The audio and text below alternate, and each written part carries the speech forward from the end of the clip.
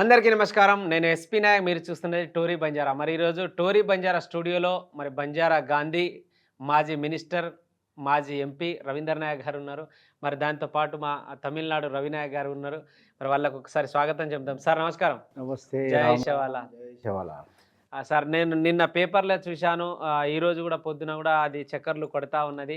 మరి ఎందుకంటే ఇందిరాగాంధీ గారు, ఇందిరాగాంధీ నుంచి మొదలుపెట్టుకుంటే ఇప్పుడు ఉన్నటువంటి రాహుల్ గాంధీ దాకా మీకున్నటువంటి కాంగ్రెస్ పార్టీతో సంబంధాలు గానీ, ఈ బంజారా వాళ్ళకి ఈరోజు మీకొక ఆరాధ్య దైవంగానే భావిస్తున్నటువంటి తరుణంలో మేము చూస్తా ఉన్నాం. మరి నిన్న వర్ధంతి యాదిలో, ఇందిరమ్మ గారి వర్ధంతి యాదిలో మీరు చేసినటువంటి ప్రోగ్రామ్ చాలా అద్భుతంగా ఉంది. సార్ అసలు ఇందిరాగాంధీ గారు ఈ బంజారా వాళ్ళకి చేసినటువంటి మరపురాని పనులు ఎన్నో ఉన్నాయి. అందులోని మీ మాట ద్వారా మన సమాజానికి ఏం చెప్పాలనుకుంటారు సార్? అందరికీ నమస్కారం. ముఖ్యంగా టోరీ బంజారా యాజమాన్యం మరియు ఎస్పీ నాయక్ గారికి ఎంతో కష్టపడి సమాజం కానీ మొత్తం తెలంగాణలో ఉన్నటువంటి భారతదేశంలో ఉన్నటువంటి యొక్క నిజమైనటువంటి ప్రజలకి ఇబ్బందులు ఉన్నాయో వాళ్ళ గురించి మీరు చేస్తున్న కృషికి నేను ధన్యవాదాలు తెలియజేస్తూ సేవలాల్ మెరామా బుడియాబాబు మీకు ఆశీర్వదించాలని కోరుకుంటూ రామ్. ముందుగా ఇందిరాగాంధీ గారి పేరు తీసుకున్నారు. నిజంగా ఇందిరాగాంధీ గారు అంటే గొప్ప నాయకురాలు, మహా గొప్ప నాయకురాలు. ఎందుకు అంటున్నానంటే నేను ఒక గుడిసెలో జన్మించిన వ్యక్తి. నాకేదో ఆ రోజుల్లో మెడికల్ సీట్ రాలేదని చెప్పేసి నేను వారి దగ్గర వెళ్ళి విన్నవించుకున్నప్పుడు కారణాలు అడిగిందనమాట. అంటే ఆంధ్ర ఏరియాలో ట్రైబ్ ఇక్కడ కాదని చెప్పేసి కారణం అడిగినప్పుడు నేను చెప్పాను 69లో తెలంగాణ రాష్ట్ర ఏర్పాటు కావాలని చెప్పేసి మరి ఇక్కడ డిమాండ్ ఉన్నప్పుడు ఇందిరాగాంధీ గారు ఆ రోజుల్లో తెలంగాణ ఇవ్వడంలో వెనకడుగు వేసినారు. అంటే అప్పటి పరిస్థితులను బట్టి.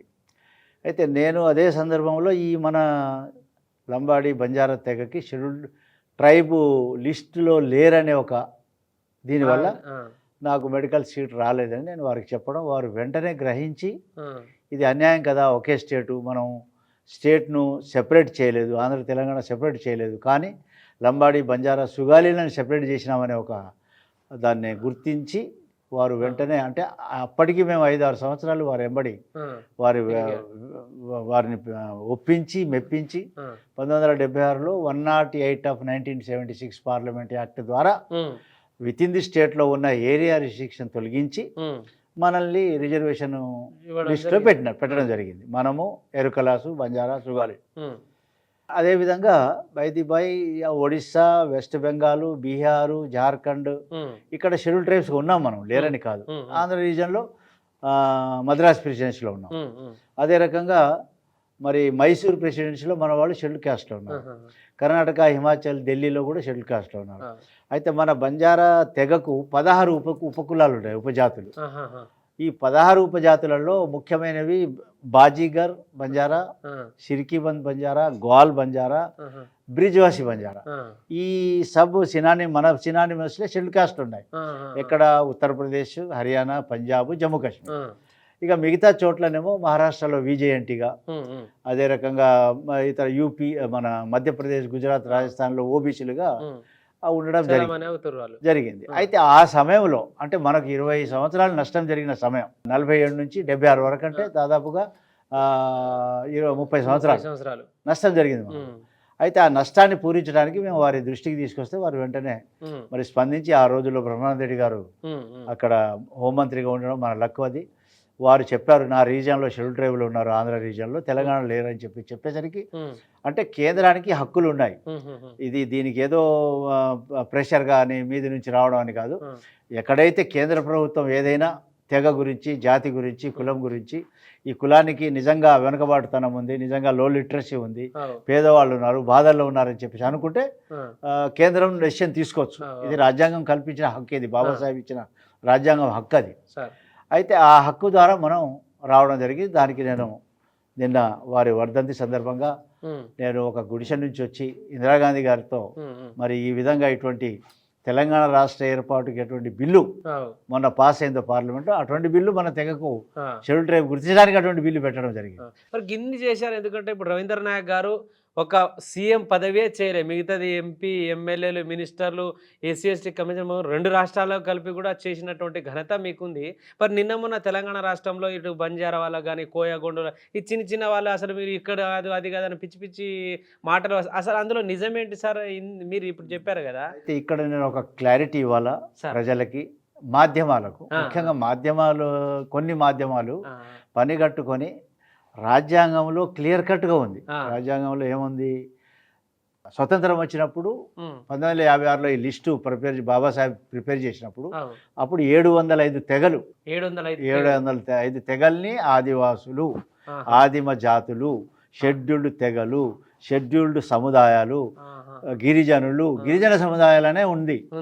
కానీ మన దురదృష్టానికి ఇక్కడ ఈ నియో ఇంటెలెక్చువల్స్, ఈ కొన్ని మాధ్యమాలు వీళ్ళు కుట్ర ఎట్లా ఉందంటే ఇప్పుడు నేను బయట పెడతాను. ఆ కుట్ర చేసి గోండు కోయలే ఆదివాసులు అన్నట్లు, మిగతా వాళ్ళు ఎవరు కానట్టు, అంటే మిగతా 703 తెగలు కానట్లుగా చిత్రీకరించినారు. మొత్తం తెగలన్నీ ఆదివాసులే.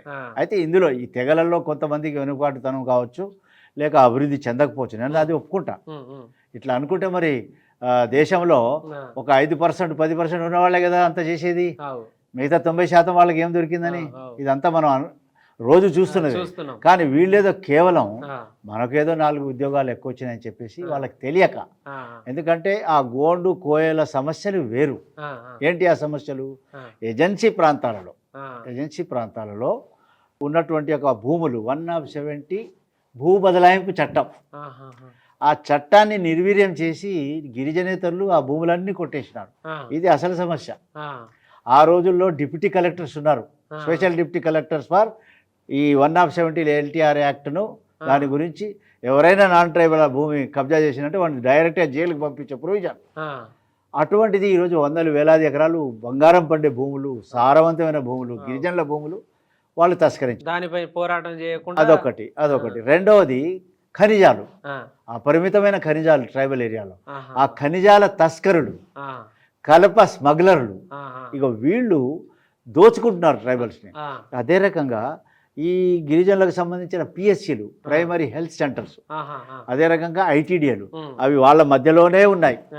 అయితే ఇవి ఏవి పనిచేయడం లేదు. దురదృష్టం ఏంటంటే మనకు తెలంగాణ ఇచ్చింది సోనియమ్మ, మన యొక్క త్యాగాలను చూసి, మన బాధల్ని చూసి, తెలంగాణలో చాలా పేద ప్రజలు ఉన్నారని ఆమె చలించి మరి మనకు తెలంగాణ రాష్ట్రం ఏర్పాటు చేసింది. ఈ తెలంగాణ రాష్ట్రం ఏర్పాటు చేసిన సోనియమ్మకు మనం ధన్యవాదాలు చెప్పాలా. చెప్తూనే వెంటనే ఈ రాష్ట్రానికి ముఖ్యమంత్రి అయినటువంటి గత బీఆర్ఎస్ ప్రభుత్వం ఈ గిరిజనుల యొక్క ఏవైతే మరి అభివృద్ధికి సంబంధించిన నిధులు, అదే రకంగా ఐటీడీఏలు, అదే రకంగా పీటీజీలు, మాడాలు, తర్వాత ట్రిమ్కోలు, ఎన్ఎస్డిఎఫ్డిసి, జీసీసీ, ట్రైకారు, ఇవి కాకుండా పీటీజీ, క్లస్టర్లు, ఇది కాకుండా ఆర్టికల్ 275(1) ప్రకారం గ్రాంట్లు కానీ నిధులు కానీ విపరీతంగా తీసుకొచ్చేటువంటి ప్రొవిజన్ ఉన్నా కూడా గత ప్రభుత్వం, బీఆర్ఎస్ ప్రభుత్వం మొత్తం క్లోజ్ చేసేసి, వాటన్నింటినీ క్లోజ్ చేసి కేవలం ట్రైబల్ డెవలప్మెంట్ ఫండ్ అని పెట్టినారు. అది ట్రైబల్ డెవలప్మెంట్ ఫండ్ పేరుకే కానీ అక్కడ ఫండ్స్ అన్నీ డైవర్ట్ చేసినారు. దేనికి డైవర్ట్ చేసినారు? నెక్లెస్ రోడ్ బ్యూటిఫికేషను, తర్వాత tank bund beautification, mission commission Kakatiya మరి దానికి పెట్టేసినారు. అదే రకంగా కాళేశ్వరానికి పెట్టేసినారు. మీకు తైజేబులు వేసుకున్నారు. అవి పోగా రాష్ట్ర బడ్జెట్ 10 సంవత్సరాలలో దాదాపుగా 15 లక్షల కోట్లు అసెంబ్లీ అప్రూవ్ చేసింది. దగ్గర సబ్జెక్ట్ టు కరెక్షన్. అప్పులు తెచ్చింది 7 లక్షల కోట్లు ఆ ప్రభుత్వం. మొత్తం 25 లక్షల కోట్లు. ఇందులో 10% ఎంత అవుతుంది? 2,50,000 కోట్లు మనం ట్రైబల్స్కు స్పెండ్ చేయాలా, స్పెండ్ చేయాలి. కానీ అందులో 50,000 కోట్లు కూడా ఖర్చు పెట్టలే కేసీఆర్ ప్రభుత్వం. అట్లా మోసం చేసేసరికి గిరిజనులు తలడిల్లిపోయి ఇప్పుడు ఏమి జరగడం లేదు. వాళ్ళకు పిఎస్సీలలో మందులు లేవు, డాక్టర్లు లేరు, సూదులు లేవు, నర్సు లేదు, ఎవరు లేరు అక్కడ. కేవలం పిహెచ్లే ఉన్నాయి. జ్వరాలతో వచ్చే వ్యాధిని తట్టుకునే శక్తి లేక గిరిజనులు చచ్చిపోతున్నారు. వాళ్ళకి శక్తి లేదు, ఆ కెపాసిటీ లేనటువంటి పౌష్టికార లోపం, పరిశుభ్రత లోపం, ఇన్ని ఉండి వాళ్ళకి ఎవరు చెప్పేవాళ్ళు లేరు, వాళ్ళు అడిగేవాళ్ళు లేరు.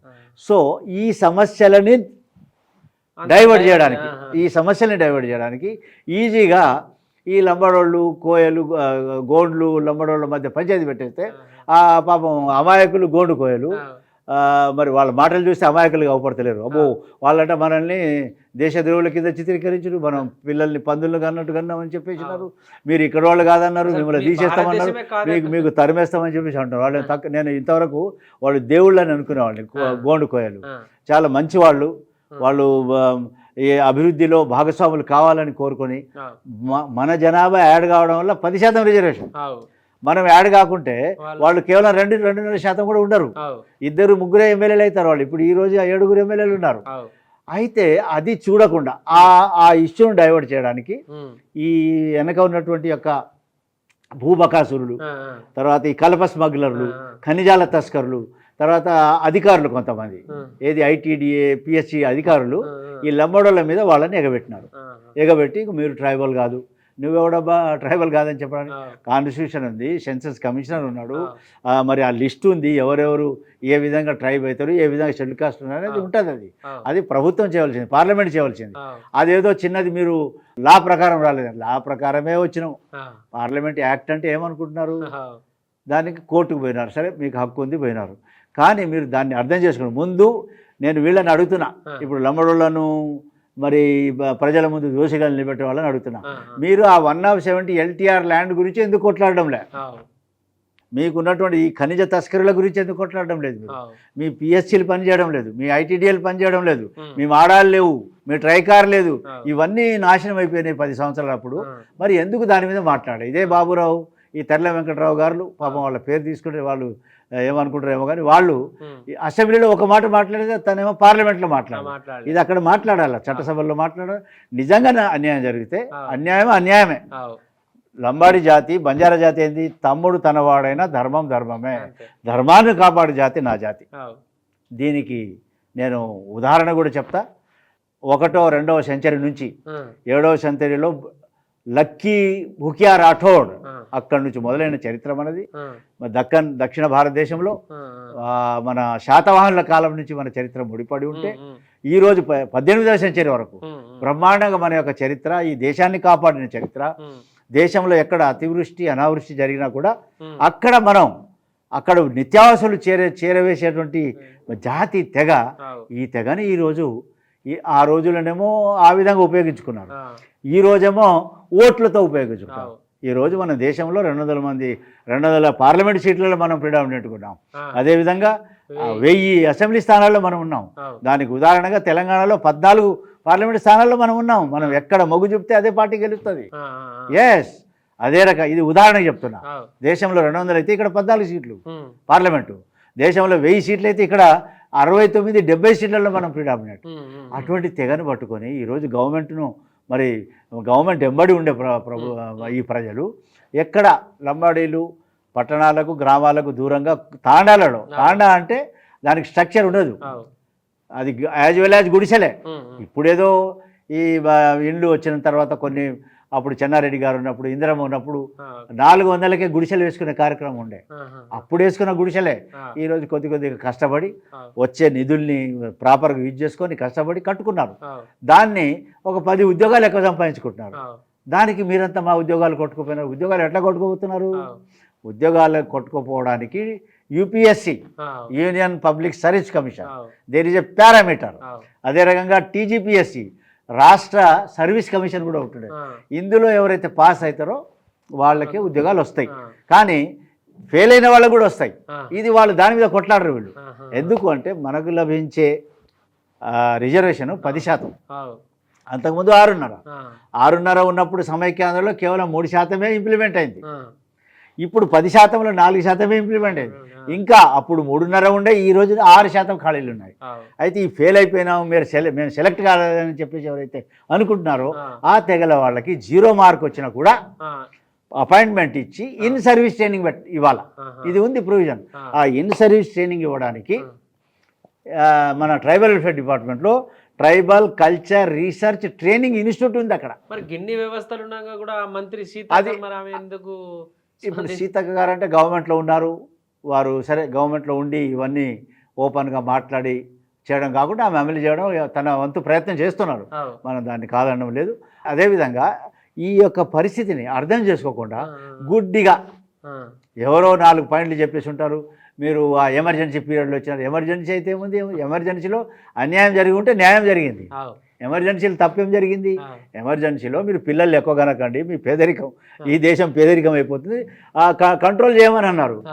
దాన్ని ఏం చేసినారు? ఆ రోజుల్లో ఉన్న అధికారులు, మిడిల్ మెన్ ఇందిరాగాంధీ గారిని బద్నాం చేయడానికి అవి అతిగా చేసినారు. అట్లా బద్నాం చేసిన తప్ప ఎమర్జెన్సీలో ఏం తప్పేం జరగలేదు. ఎమర్జెన్సీలో దగాకోర్లు, పుండాకోర్లు, బ్లాక్స్ మార్కెటియర్స్, వాళ్ళ గురించే అది ఎమర్జెన్సీ ఉండింది. కానీ దానికి ఏదో వేరే ప్రచారం కల్పించి మరి ఆ విధంగా వారిని బద్నాం చేస్తున్నారు. ఇప్పుడు కూడా అదే విధంగా మనల్ని బద్నాం చేస్తున్నారు. సో నేను ఇప్పుడు హెచ్చరిస్తున్నా, బంజారా జాతి ఈ దేశానికి పునాది వేసిన జాతి. ఈరోజు లాల్ కిలా నుంచి మొదలు పెట్టుకుంటే, పార్లమెంట్ హౌస్ నుంచి మొదలు పెట్టుకుంటే, హాతీరామ్ బావాజీ మఠం వరకు, ఈరోజు బంజారా హిల్స్ నుంచి మొదలు పెట్టుకుంటే ఈరోజు ఈ చారిత్రాత్మకమైనటువంటి ఒక భూములు, కట్టడాలు నా జాతి, బంజారా జాతి, లక్కీషా బంజారా, ఆయన తండ్రి తాత మరి ఠాకూర్ వడ్త్యా, అతను గొప్ప సాహితీవేత్త, అక్బర్ కొలువులో గొప్ప సాహితీవేత్త, ప్రపంచంలోనే సాహిత్యాన్ని మరి పంచినటువంటి వ్యక్తి. అటువంటి జాతిని పట్టుకొని ఈరోజు ఈ విధంగా. సో నేను ఇప్పుడు ఒకటి మేము అనుకునేది, ఈరోజు మరి ఈ పరిస్థితుల్ని ప్రజలకు వివరించవలసిన అవసరం ఉంది. సో ఇందిరాగాంధీ గారు ఉన్నప్పుడు వారి హయాంలో మహారాష్ట్రలో మన వాళ్ళు 2 ముఖ్యమంత్రులు ఉన్నారు 4 పర్యాయాలు. వసంతరావు, ఫూల్ సింగ్ నాయక్ అంటే విపి నాయక్, అదేవిధంగా సుధాకర్ నాయక్, 4 పర్యాయాలు 2 ముఖ్యమంత్రులు. అదే రకంగా ఆ రోజుల్లో ఉత్తమ్ రాఠోడ్ 5 సార్లు లోక్సభ ఎంపీ, రెవెన్యూ మినిస్టరు. ఆ విధంగా సుధాకర్ నాయక్ కూడా రెవెన్యూ మినిస్టర్ ఆ రోజుల్లో. అదే రకంగా కర్ణాటకలో కేటీ రాఠోడ్ పిసిసి అధ్యక్షుడు, పార్టీకే అధ్యక్షుడు. మరి కర్ణాటక, మన ఆంధ్ర, అదేవిధంగా మహారాష్ట్రలో ఒక 1/2 మంది మంత్రులు ఉన్నారు ఆ రోజు స్టేట్లలో. తర్వాత ఒక 1/2 ఎమ్మెల్యేలు, ఎంపీలు ఉన్నారు, 4 రాజ్యసభ ఎంపీలు, 6 లోక్సభ ఎంపీలు అయినారు. ఈ రోజు ఏమి లేదు, ఎక్కడ ఏమి లేకుండా ఈరోజు మనం రోడ్డు మీద వచ్చినాం. మరి ఈ గోండు కోయల్ని మన మీద ఎక్కిపెట్టినారు. ఇది చాలా తప్పు. దీన్ని మేము ఖండిస్తాము, దీన్ని ఎదుర్కొందాం. దానికి ఏం ప్రాబ్లం లేదు. పాపం వాళ్ళు అమాయకులు అనుకుంటాం, కానీ ఒక్కొక్కసారి చూస్తే వాళ్ళ అమాయకులు ఏం కాదు. వాళ్ళు వెనక ఆ రోజుల్లో ఇది ఒకటి మీరు గుర్తించాలా, ప్రజలు గుర్తించాలా. ఆ రోజుల్లో మొఘలులతో కొట్లాడింది. మొఘలులతో మంచి సంబంధాలు ఉండే మాకు. మాకు మంచి సంబంధాలు ఉండే, వ్యాపార సంబంధాలు ఉండే. ఆ రోజుల్లో సిక్కు గురువులు హిందూ మతాన్ని కాపాడి, ఈ హిందూ ఠేకేదారులకు చెప్తున్నాను నేను, హిందువులారా, హిందూ ఠేకేదారులారా, ఆ రోజుల్లో మొఘలులతో కొట్లాడడానికి సిక్కు గురువులు హిందూ మతాన్ని కాపాడడానికి ప్రయత్నం చేస్తుంటే దాంట్లో బలి అయింది మన బంజారా జాతి. బలి అయింది మన జాతి, బలి ఇచ్చినారు మన వాళ్ళు, కాపాడినారు ఆ రోజు హిందూ మతాన్ని. అటువంటి హిందూ మతాన్ని కాపాడినటువంటి తెగ మన బంజారా జాతి. తదుపరి ఆ బ్రిటిష్ వాళ్ళు వచ్చి మనల్ని మరి క్రిమినల్ ట్రైబ్స్గా చిత్రీకరించి ముద్ర వేసి మనకు ఆగం చేసినటువంటి పరిస్థితి. అయితే ఇప్పుడు గొడవ చేసేవారు వాళ్ళ సంతతికి చెందిన వారేమో, నాకైతే డౌట్ వస్తుంది. ఆ రోజు మనల్ని హరాస్ చేసినటువంటి వాళ్ళు వాళ్ళ సంతతికి చెందిన వారో, లేక వాళ్ళ వాసనను పుడికిపుచ్చుకున్నారో, వీళ్ళు ఈరోజు మనల్ని మీరు ఈ దేశస్తులు కాదనడం దీన్ని గర్హించదగిన విషయం. ఇది నేను నిర్ద్వందంగా ఖండిస్తున్నా. ఈ రోజు నేను పిలిపిస్తున్నా, బంజారాలారా, దేశంలో మన చరిత్రను ఈ రోజు కనుమరుగు చేసినారు. ఆ రోజుల్లో మొఘలులు, తదుపరి బ్రిటిష్ వాళ్ళు తెరమరుగు చేసినారు 18th సెంచరీలో, 18వ సెంచరీలో. సో ఆ చరిత్రను ఆ విధంగానే స్వతంత్రం వచ్చిన తర్వాత ఈ స్వతంత్ర భారతదేశంలో ఇందిరాగాంధీ గారు కొంత వారికి ఎక్కడైతే అన్యాయం జరిగిందని తెలిసిందో దాన్ని రెక్టిఫై చేసినాం. వారి టైంలో ఇంతమంది మేము ఉన్నాం. తదుపరి సోనియా గాంధీ గారు తెలంగాణ ఇచ్చే ముందు కూడా ఎక్కువ లంబాడీలకు, బంజారాలకు, గిరిజనులకి, గోండు కోయలకి కాకుండా ఇతర పేదలకు మరి అభివృద్ధి అవకాశం వస్తుందని చెప్పి సోనియా గాంధీ గారు తెలంగాణ ఇచ్చినారు. అంటే ఆ రోజుల్లో మరి అదేవిధంగా సోనియా గాంధీ గారు యూపీఏ చైర్పర్సన్ ఉన్నప్పుడు, అంతకుముందు రాజీవ్ గాంధీ గారు ప్రధానమంత్రిగా నన్ను జాతీయ ఎస్సీ/ఎస్టీ కమిషన్ ఉపమంత్రి హోదాలో నాకు జాతీయ ఎస్సీ/ఎస్టీ కమిషన్ మెంబర్ చేసినారు. అదేవిధంగా మన బలరాం నాయక్ ఒక్కడే ఎంపీ ఉంటే ఒక ఎంపీని కేంద్ర మంత్రిని చేసింది సోనియా గాంధీ. సో ఆ కుటుంబానికి మనం మరి నిజంగా వారికి ధన్యులమై ఉండాలని నిన్న ఆ వర్ధంతి సందర్భంలో వారిని జ్ఞాపకం చేసుకున్నాం. అదేవిధంగా ఈరోజు ముఖ్యంగా మరి ఇప్పుడు ఉన్నటువంటి మన ప్రధానమంత్రి గారు, నేను వారికి కూడా ధన్యవాదాలు తెలియజేస్తాను. ఎందుకంటే మన జాతి ఔన్నత్యం, మన జాతి గొప్పతనాన్ని మోదీ గారు ప్రతి చోట ఉటంకిస్తున్నారు. బంజారాలు దేశానికి ఎంతో త్యాగం చేసినారు, దేశాన్ని ఐకమత్యంగా ఉంచడానికి త్యాగం చేసినారు. ఎక్కడెక్కడైతే వీళ్ళు బంజారాలు ఉంటున్నారో అక్కడ ల్యాండ్ ఆర్డర్ అనే ప్రాబ్లమే లేదు. ఆ విధంగా వారు వేణోళ్ళ పొగుడుతూ చివరికి 700 కోట్లతో నగారా మందిరాన్ని మన కులదైవమైనటువంటి పౌరాదేవి దగ్గర వారు ఇనాగ్రేట్ చేసినందుకు వారికి కూడా నేను ధన్యవాదాలు తెలియజేస్తాను. ఎందుకంటే నా జాతి మేలు చేసిన వాళ్ళకి ఎప్పుడు జ్ఞాపకం ఉంచుకుంటుంది, వారికి ధన్యవాదాలు తెలియజేస్తుంది. కానీ ఆ రోజు మొఘలులు బ్రిటిష్ వాళ్ళ యొక్క వాసన పుచ్చుకున్నటువంటి వాళ్ళు ఈ రోజు మన మీద వేలెత్తి చూపిస్తున్నారు. ఖబర్దార్ బిడ్డ, ఇప్పటికైనా నేను హెచ్చరిస్తున్నా, ఈ యొక్క స్పిరిట్ ఏదైతే మా చరిత్రను 18వ సెంచరీ వరకు కనుమరుగు చేసినారో, స్వతంత్రం వచ్చిన తర్వాత మరి ఏదో కొంత జరుగుతుందని అనుకుంటున్న సమయంలో ఈరోజు మన మీద దాడి చేస్తారా? ఈ యొక్క మనల్ని షెడ్యూల్ ట్రైబ్గా చేయడానికి ఎన్ని కమిషన్లు, 4 కమిషన్లు, Kaka Kalelkar commission, Dhebar commission, Lokur commission, joint parliamentary committee కూడా బంజారాలు మరి వీళ్లను షెడ్యూల్ ట్రైబ్గా చేర్చాలని చెప్పేసి చేసినటువంటి చరిత్ర అవన్నీ మర్చిపోయి ఈరోజు మరి వీళ్ళు ఈ విధంగా చేయడం ఇది మంచిది తగదు అని చెప్పేసి వాళ్ళకి తెలియజేస్తున్నా. ఈరోజు నేను మన బంజారాలను కూడా కోరుకుంటున్నా, మీరు మేల్కొండి, ఇప్పటికైనా నగారా బజాయించండి. మోదీ గారు మనకు నగారా ఇచ్చినారు మందిరాన్ని, ఆ నగారాను మోగిద్దాం. మీరు ఢిల్లీకి రండి, రేపు 19వ తారీఖు నుంచి 26వ తేదీ వరకు పార్లమెంట్ సెషన్లో మనం ప్రతి పార్టీ యొక్క అధ్యక్షులను కలుస్తున్నాం. ప్రతి పార్టీ అధ్యక్షుల్ని, లోకసభలో ఉన్నటువంటి ప్రతిపక్ష పార్టీలు కానీ అదేవిధంగా అధికార పక్ష పార్టీ నాయకుల్ని మేము కలవబోతున్నాం. ఎందుకు అంటే ఈ విధంగా ఈ జాతిని అభివృద్ధి చెందుతుంది. అభివృద్ధి చెందితే ఎందుకు చెందాలి అభివృద్ధి? మహాత్మా గాంధీ గారు మరి వారి నాయకత్వంలో స్వతంత్రం ఎందుకు తెచ్చుకున్నాము? మన దేశం అభివృద్ధి చెందాలని, పేదలకు అవకాశాలు కలగాలని ఆయన ఒక ధోతి కట్టుకొని పంచ కట్టుకొని ఎందుకు చేసినాడు? ఆయన ధనవంతుడు, అత్యంత ధనవంతుడు, అయినా కూడా పంచ కట్టుకొని ఫైట్ చేసినాడు. ఎందుకు ఫైట్ చేసినాడు అంటే నా దేశంలో ఇంత ఈ విధంగా ఉండేవాళ్ళు, పంచ కూడా గతి లేని వాళ్ళు కూడా ఉన్నారని ఒక సింబాలిక్గా వారు ఫైట్ చేసి అభివృద్ధి చెందాలని తీస్తే మేము అభివృద్ధి చెందడానికి ఒక మార్గం ఉందని చెప్పేసి అనుకుంటున్న సమయంలో మనల్ని మోసం చేయడానికి మరి ఈ విధంగా వీళ్ళు దుష్ప్రచారం చేస్తున్నారు. వీళ్ళకు తగినటువంటి యొక్క బుద్ధి చెప్పాలా. అదేవిధంగా 18వ శతాబ్దంలో కనుమరుగైనటువంటి బంజారాల చరిత్రను పునర్లిఖించడానికి, అది బయటికి తీసి దాన్ని పునర్లిఖించడానికి మేము కార్యక్రమాలు బంజారా భారత్ పేరుతో స్టార్ట్ చేసినాము. దీనికి మీరంతా అక్కడ రావాలని చెప్పేసి కూడా ఈ సందర్భంగా మనం చేస్తాం. 19వ తారీఖు నుండి 20వ తారీఖు వరకు ఢిల్లీలో జరిగే భారత్ బంజారా ఆధ్వర్యంలో చాలా మంది అంటే ఎక్కడికి పోయినా బంజారా వాళ్ళది మీది ఒకే వేషధారణ, ఒకే భాషకు ఉంటారు. మరి అన్ని దేశాలలో, అన్ని రాష్ట్రాలలో ఉన్నటువంటి వాళ్ళకు మీరు అంటే ఇప్పుడు హిందీలో, ఇప్పుడు ఎక్కడికి పోయినా కానీ హిందీలో మాట్లాడితేనే వాళ్ళకి కొంచెం తొందరగా తెలిసేది. మనం అయినప్పటికీ ఇక వాళ్ళ కోసం మీరు ఒక 4 మాటలు. मेरे भारतवर्ष के बंजारा भाई बहन सबको मैं राम राम करता हूँ, नमन करता हूँ। आज देश के अंदर बंजारा समाज जो है तकरीबन 200 पार्लियामेंट सीट में, संसदीय क्षेत्रों में, उसी तरह जो है 1000 असेंबली विधानसभा क्षेत्रों में हमारा संख्या है, गणनीय संख्या है। फिर भी हम लोगों को अधिकार में भाग नहीं मिला। इसके लिए हमें कोशिश करना है, क्योंकि हम जब हिंदुस्तान आज़ाद होने से पहले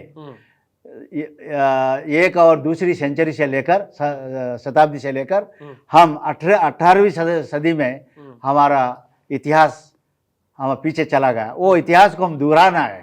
वो इतिहास को दोहराने के लिए आज हमें, जब इंदिरा गांधी जी थी, कुछ राज्यों में शेड्यूल ट्राइब का दर्जा दिया, कुछ राज्यों में शेड्यूल कास्ट का दर्जा दिया, कुछ राज्यों में VJNT का दर्जा दिया और कहीं शेड्यूल कास्ट का दर्जा दिया।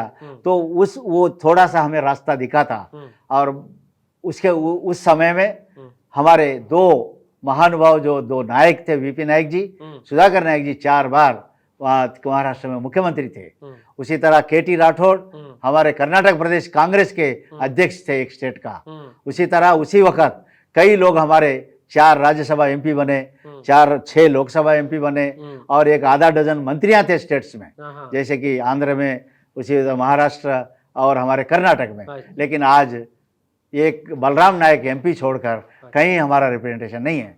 तो हम ये चीज़ को आज हमें, हमारा जो इतिहास जो नीचे यानी दबा दिया गया है, वो इतिहास को अब हमें निकालना है और इतिहास को पुनर्लेखन करना है। इसलिए मैं बंजारा समाज को रिक्वेस्ट करता हूँ, आज हमें मुगल से लड़ते समय, मुगल से कौन लड़ा, हम नहीं लड़े, हाँ, मुगल के साथ हमारा अच्छे रिश्ते थे, हाँ, लेकिन जब सिख गुरुओं ने, आज मैं सिख समाज को भी नमन करता हूँ, हाँ, सिख गुरुओं ने जब हिंदू समाज को बचाने के लिए, हिंदुओं को बचाने के लिए जो युद्ध किया था, उसमें मेरा अपना बंजारा समाज, हाँ, हमारे लोग लक्की शाह बंजारा के 100 उनके अनुयायी, उसके बाद भाई हेमा, भाई विचित्र सिंह, भाई मणिराम, हाँ, ये लोग सब हाँ, वहाँ कट मरे और उनके जो त्याग किए। हाँ, तो वैसी समाज को हम वो इतिहास को दोहराना है। हाँ। और उसके बाद जब अंग्रेजों ने 1980 में 1860 में जब हिंदुस्तान में आए, तब हमें हाँ। खाना बदोश का धब्बा लगा के हमें जो है तितर बितर कर दिए। आज हमें अब हमारा इतिहास को दोहराकर हाँ। पुनर्लेखन करना है। आप तैयार हो जाइए, इसलिए तैयार हो जाइए। अब जो प्रेजेंट हमारा प्राइम मिनिस्टर है मोदी जी, हाँ। वो भी बोल रहे हैं कि भाई बंजारा समाज ये देश के लिए काफ़ी किया है, हाँ। देश को काफ़ी दिया है, हम्म, और इनका जो है बहुत सैक्रिफाइस है। यस, इनको हाँ। भाई साथ में लेना है। और एक टाइम पे तो ऐसे बोला उन्होंने हाँ। कि अगर पाकिस्तान से युद्ध हुआ हाँ, तो बंजारों को लाने से हाँ। हम युद्ध जीतेंगे, हाँ। ऐसा उन्होंने कहा। मैं उनको नमन करता हूँ, हाँ, जो सच्चाई है उन्होंने कबूला है। हाँ। तो वही मोदी जी से मैं रिक्वेस्ट करता हूँ, हाँ। मोदी जी आप एक तरफ बोल रहे हैं सबका साथ, सबका विकास, सबका विश्वास, सबका प्रयास, हाँ। और दूसरा क्या बोल रहे हैं, एक रिजर्वेशन, नेशन, एक नेशन एक इलेक्शन, हाँ, एक नेशन एक कॉन्स्टिट्यूशन, हाँ। एक नेशन एक रेशन, हाँ। एक नेशन एक सब्सक्रिप्शन। तब why not one nation one Banjara one reservation. अच्छा, हाँ, एक बंजारा एक रिजर्वेशन में कहीं नहीं आना कहीं नहीं, चाहिए। हाँ। जहाँ जहाँ नहीं है, अब जहाँ है उनको वहीं रखिएगा। इसके लिए हम डिस्टर्ब करने के लिए नहीं बोल रहे। जहाँ नहीं है, 2-4 स्टेट में नहीं है, बाकी सब स्टेट में है, हाँ। ये 2-4 स्टेट में भी इनको लेके आना। और बंजारा भाषा गौर बोली, हाँ। इसको 8th शेड्यूल में, मैं यहाँ के मुख्यमंत्री को मैं धन्यवाद देना चाहता हूँ, रेवंत रेड्डी जी को। हाँ। आज सोनिया जी के नेतृत्व में, हाँ। राहुल जी के नेतृत्व में जो सरकार यहाँ बनी, हाँ। जिसके मुख्यमंत्री हमारे रेवंत रेड्डी जी है, हाँ। Young and dynamic chief minister, आज उन्होंने असेंबली के अंदर हाँ। गौर बोली को 8वीं सूची में लाने के लिए जो रेजोल्यूशन पास किया, हाँ। वो रेजोल्यूशन को पार्लियामेंट के अंदर पारित करना है। मैं ये हमारे मोदी जी से रिक्वेस्ट करता हूँ। हाँ। उसी तरह हमारे देश में तकरीबन हाँ। 1.5 लाख तांडे हैं, बंजारा तांडे, अच्छा। जहाँ पर कोई न्यूनतम सुविधा नहीं है। हाँ। उनको न्यूनतम सुविधाओं के लिए उनको रेवेन्यू ग्राम पंचायत देना चाहिए, दर्जा देना है, हाँ। देकर स्पेशल बजट का प्रोविजन देना। क्योंकि 78 साल में बंजारों को कोई बजट नहीं मिला, कोई प्लान नहीं है, प्रोग्राम नहीं है। तो अब आप देंगे, मुझे ये भरोसा है। हाँ। मोदी जी, अभी आप आके 10-12 साल हो गए, हाँ। अभी 3 साल है। इस 3 साल में आप कुछ करके दिखाइएगा। जैसा हम इंदिरा जी, सोनिया जी को, राजीव जी को याद कर रहे हैं, हम मोदी जी आपको भी याद करेंगे। हाँ। आपने हमें नगारा मंदिर दिया है, हम वो नगारा बजा रहे हैं। अब हाँ। अभी 19 तारीख से 26 तारीख तक हम वो नगारा बजाने के लिए आ रहे हैं। हाँ। और पूरे भारतवर्ष के बंजारों को मैं पुकार रहा हूँ, यहाँ से मैं आओ। हाँ। आज हम मोदी जी से पूछेंगे, मोदी जी काम करने वाले हैं, मोदी जी जरूर हमारी जो है ज्ञापन सुनेंगे, हमारी समस्याओं के ऊपर हल करने के लिए कोशिश करेंगे। सब आना बोल के मैं सबको राम राम कर रहा हूँ। So, right. మరి వణక్కం ఆల్. సో మరి విన్నారు కదా, ఎందుకంటే మీరు అన్ని చూస్తున్నారు. మరి ఈరోజు మాజీ మినిస్టర్ గారు, మాజీ ఎంపీ గారు రవీందర్ నాయక్ గారు చెప్పినటువంటి మాటలు, భారత్ బంజారా ఆధ్వర్యంలో రేపు ఢిల్లీలో జరగబోయే 19 నుండి 25 తారీఖు వరకు అంగరంగ వైభవంగా జరిగేటువంటి కార్యక్రమానికి మీరందరూ కూడా కుటుంబ సమేతంగా పాల్గొని, ప్రజాప్రతినిధులు కానీ, చిన్న పసిపిల్లల నుంచి మొదలుకొని పండు ముసలి వాళ్ళ దాకా ఏదైతే ఆడుతూ పాడుతూ బంజారాలో ఉన్నటువంటి సంస్కృతి సాంప్రదాయాలు కనుమరుగైతున్నటువంటి ఆ యొక్క వేషభాషను కూడా కాపాడుకోవాల్సిన బాధ్యత మీ పైన ఉన్నది. కాబట్టి దయచేసి మీరందరూ అక్కడికి వచ్చి ఆ కార్యక్రమాన్ని విజయవంతం చేయాలని కోరుకుంటూ, మరి ఇంత సమయం ఇచ్చి ఇన్ని మాటలు చెప్పినందుకు ఆ బంజారా గాంధీ గారికి, అలాగే రవి రాథోడ్ గారికి కూడా మరొకసారి కూడా మా టోరీ బంజారా తరపున రామ్ రామ్, నమస్కారం, జై సేవాలాల్. జై సేవాలాల్, జై బంజారా. జై